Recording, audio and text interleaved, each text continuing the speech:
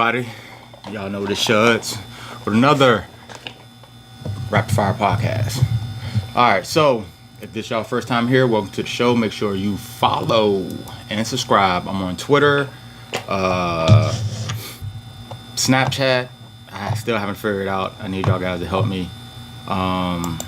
Twitter, Snapchat, Quora. Quora is fun. We're going to answer some Quora questions today. And Instagram, right? So today we're going to talk about NFL football. Y'all know today's Monday, the 17th September. Mr. Olympia was this weekend. Cat Williams going in on Tiffany Haddish. And some little bit of hip-hop news, right? So, diving in. Let's go. All right, so NFL football. So if y'all have not seen that Clay Matthews tackle, what they call a flag, it's a consistent call in the NFL, but at the same time, it's a bad call because they talking about driving them into the ground. But if you look at it, it's just momentum. So take a clip of this because Dion and Shannon Sharp they said something about it. So check this out. Can you show me this one more time? Can you guys show me this one more time? I just want to see the lift because I do not see the lift, and this is troubling me. When he first hit him, he starts to like. What is he supposed to do? He's running full speed. He's running full speed. Where's the lift? He's coming up. Shannon, come here. Come here, man. No. Come here. Come here. We're gonna do this right here. Come on, Shannon. Come on. Okay. I'm coming in right here. Okay. I'm first cousin. Okay. And I'm going here. And then go on down because you're too big for me. Go down. Go down. And you just go. Oh, so if I lift you up, and the first thing I'm gonna do, I'm looking at the official. Yeah, I got it, my guy. So what am I supposed to do? I mean, what am I supposed to do? Well, you better not land on me. You better not land on top of me. Am I supposed to just lay him down? Yes. How? Put me in the snow. So you just go right here and you just. Yep. Yeah, basically. You can't fall on him. That don't even make sense, You man. can't fall on him. You gotta let So him like go. the tackle, that's just ridiculous. Like you can't stop your own momentum going into the person. Terrible call. Like I know they're trying to protect the quarterback, but did y'all see that hit on Cam Newton? Man, I thought he was out, like lights out, sleep, no more football ever. But they threw him out of the game, which is a good call. But if you already see the man slide to the ground, I think it's unnecessary when they be diving on to the players and the pal and all that other type of shit. And like people be getting injured like that. LaShawn McCoy. Matter of fact, let's look him up real quick. Because LaShawn McCoy, he ran the ball, of course, because he's running back. And I'm writing this down so I don't forget ADHD. So LaShawn McCoy, he was running the ball and basically he got tackled. And then one of his linemen, one of the defenders, it wasn't unintentional, but one of the defensive players pushed one of the offensive linemen and fell on him. And when he fell on him, you see immediately grab his ribs. So I'm on NFL.com and it says LaShawn McCoy expected to play despite rib injury. So and they lost 30-21 to the Chargers. Have a tough season.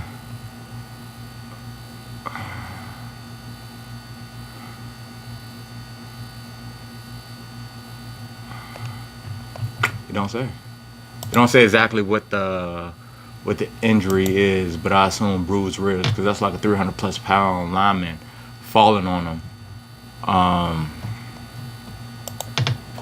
Right here. LaShawn McCoy injury less serious than first believed. And this is from the Bills Wire, USA Today. He's on my Ultimate team too. I'll be getting it in. I'm gonna start doing some Madden videos for my gamers out there. Yeah, all right, he's good. As y'all know, the Bucks 2-0 finally. Some of y'all may be like, "Oh, you're a bandwagoner," but y'all just became fans, so I don't give a fuck what y'all think. But Florida State. Oh, speaking of, my gnome, his ear, he must have fell or something. His ear broke off. What the fuck? That's crazy. I was a little bit upset about that. I gotta find his ear. I didn't even know it till just now. Man, son of a bitch. But anyway, Bucks 2-0. Ryan Fitzpatrick. James Winston lost his job. Like him grabbing people crotches and all that other type of shit. He's still a child. Like he's a professional athlete and he hasn't realized it yet. So Ryan Fitzpatrick, even though he's been a journeyman, been around the league a few times, I didn't have faith in him in preseason only due to the fact that, matter of fact, let's look him up. Only due to the fact that he just been bouncing around the league from team to team to team to team to team. So him coming to the Bucks, I knew he was a good quarterback, but let me see his stats. I knew he was a good quarterback and he was accurate. Of course, he goes to Harvard and all that other type of stuff. But I wasn't sure how many games he's like. So he's been in the league since 2005, right? And he got drafted by St. Louis, and then he got traded to Cincinnati. Then he went to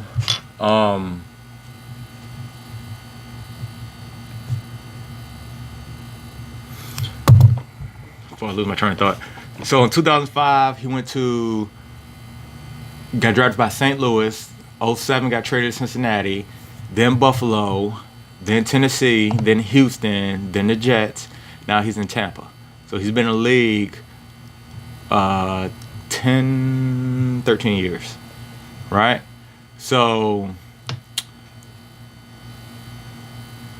in 05, he played 4 games and started 3. And he was 0-3. And this was at Cincinnati. And then in 07, he played 1 game. And that was it in 07. So his stint with the St. Louis Cardinals was 0-3. 76 of 135 attempts, 4 TDs, 8 interceptions. Then Cincinnati, he started 12 games and played 13. He was 4-7, 8 TDs, 9 picks. So it was like 1-for-1 ratio. And then Buffalo, he started 8 games in 09. In 2010, he started 13 with a 4-9 record. 2010. I was in Korea. He wasn't doing that well, so that's probably why So then 2011, he played all 16 games, went 6-10 for Buffalo. The following year, 12, he went 6-10 again. Played all 16 games, started all 16. Then he got traded to Tennessee. Started 9 games, played 11, went 3-6. Houston. He got moved to Houston, went 6-6, started 12, and only played 12. And then he went to the Jets first year, played 16, 10-6. Second year, played 11, started 11 games, played 14 games, went 3-8, and now he's in Tampa. Last year, he started 3 games, played 6, and those games was 2-1. And then this year, he's 2-0. I mean, journeyman for real. So y'all got y'all Ryan Fitz magic stats for today. Moving on from that, Mr. Olympia. So Mr. Olympia was this weekend, and for all of y'all who do not know, Sean Roden is the new Mr. Olympia. He knocked out Phil Heath, and this year I like the way they looked. Everybody looked leaner. Shit, what's his name? I'm pulling it up right now. Alright, so yeah, Sean Roden was first, Phil Heath was second, Rolly Winkler was third, William Bonac was fourth, and Brandon Curry was fifth. Now, what I like about this contest, what I thought they was going to do last year is when Rich Piana and Dallas McCarver died, they were 300 plus pounds. And for all y'all who don't know who they are, click the link below in the description. And I did an interview with Dallas McCarver, one of his last interviews before he passed away. And basically, Olympia contest ready, they were plus 300 pounds, right? So a lot of people, like when I'm on Quora and stuff, people are asking how to get big and all this other type of stuff, but they fail to realize that you put so much stress on your heart. And that's why bodybuilders be passing out and all that other type of stuff, because your heart can only do so much. Your heart is about the size of your fist, right? So last year I thought Dexter Jackson was going to win due to the fact of the 2 deaths. And since they don't know, but in the younger community, bodybuilding is pretty big to people who want to get strong and all this other type of stuff. So it's not mainstream yet. It's mainstream to fitness people, but it's not mainstream to like the whole world where it got its own channel, which it should. So last year I thought they was going to go smaller, so for sure I thought Dexter was going to win. And this year, to me, it seems like they went more leaner, more like not so much classic physique, but more classic physique. So all of them look like slim and lean. Like it was, this year was a good Olympia. I like the packages that everybody brought. But let's look at the Fornite has been cited in 200 divorce proceedings. And the reason why I mentioned that, I think that's funny, because the other day I took my girls to the mall, and we were walking through the mall and we passed like the electronic stores, and then one of my girls asked me, they was like, "Dad, you don't play Fortnite?" And I was like, "Nah, I don't. Fortnite's not my thing. Like, it's Madden." And then she was like, "Yeah, cause now all my girls, they go to the same school, but they're in different grades, elementary. So my other daughter goes, yeah, that's all the boys talk about in my class is Fortnite this and Fortnite that." And then my other daughter goes, yeah, when my teacher turns around to the chalkboard or goes out the room, all the boys in my class start talking about Fortnite. So I was going through my news feed, and basically it had came up and it said Fortnite has been cited in over 200 divorce proceedings. So on GQ they have a story where it explains it a little bit more in detail. So I got it right here, and basically it says Fortnite's probably the most popular game in the world right now. Unfortunately, it does not seem great for maintaining other kind of relationships, especially marriages. There have been reported 200 divorce filings that cite too much Fortnite playing as a reason for ending their marriage. Yikes. Yeah, that's crazy. Fortnite. Anyway, another thing that I saw on YouTube, and I think it came from TMZ, and they were saying how Mac Miller, his death, he was dead for at least like 7 hours before they found him. And the crazy thing from that, they were saying that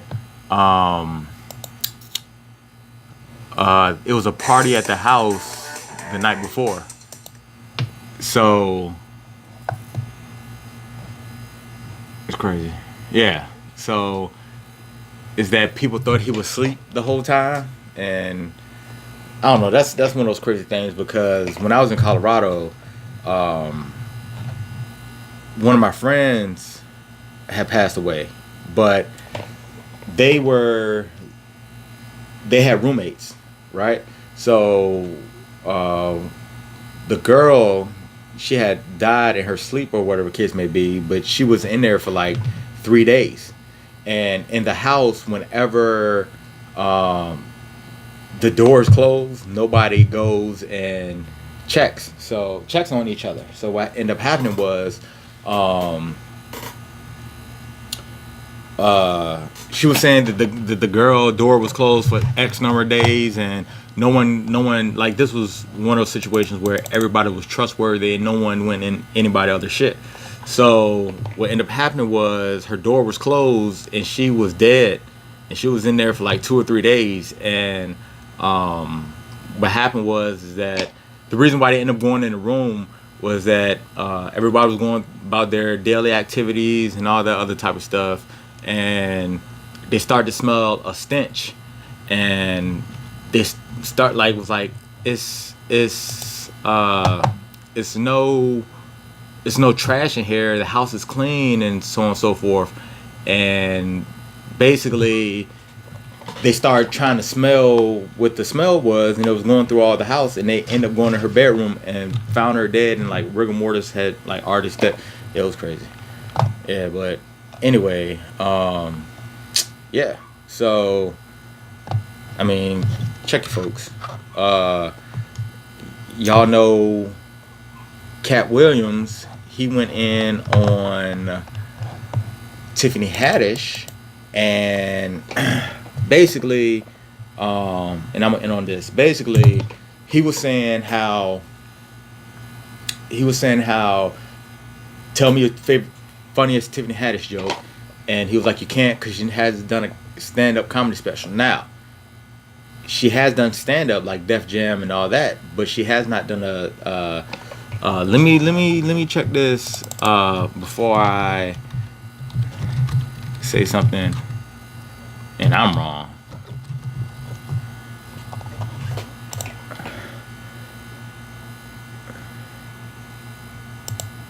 So it pulls up Amazon, She Ready from the Hood to Hollywood. By placing, how long is it? Alright, so she does have a comedy special. Tiffany Haddish, She Ready comedy special. Tiffany Haddish, She Ready from the Hood to Hollywood, 2017. Oh, she has. Tiffany Haddish, She Ready from Hood to Hollywood. In this hour-long special film, the Nate Holden Performing Arts Center Rising Stars Tiffany Haddish takes on the stage in her hometown, Los Angeles. Topic subject, see? So she has done a comedy special. And if he would have just Googled it, he would have known this. Now, saying, with that being said, I think that there should be a what's the word, prerequisite, well, not necessarily prerequisite, because like, say for instance, if you had a comic who, say for instance, if I was a comedian, like if I just blew up, and basically Cat Williams was saying anybody can read a script and act it out, right? So he was saying how she's not a comedian because she hasn't done a comedy stand-up, but she has done a comedy stand-up, so she will be considered a comedian. Now, I asked my wife, I said, if I blew up and I had funny roles in movies, would I be considered an actor or a comedian? Some people will say comedian because every time they see me, I'm doing something funny. But from a comic point of view or standpoint, he may say, if you haven't done this comedy stand-up special where you can tell jokes back to back to back, that's what Cat Williams said, then I don't consider you a comedian. So Tiffany Haddish fits the comedian bill. Kevin Hart stood up for her, which I like, and then she replied, let me see, Tiffany Haddish Instagram. Anyway, she basically replied was saying like, you just talking crazy, you don't know what you're talking about, and when I see you, it's gonna be all love because that's what you need. And I respect her, that answer. That was like cold. So other than that, this wraps up this episode of the Rapid Fire Podcast. If there's anything else you want me to talk about, put in the comments below, and make sure you follow and subscribe.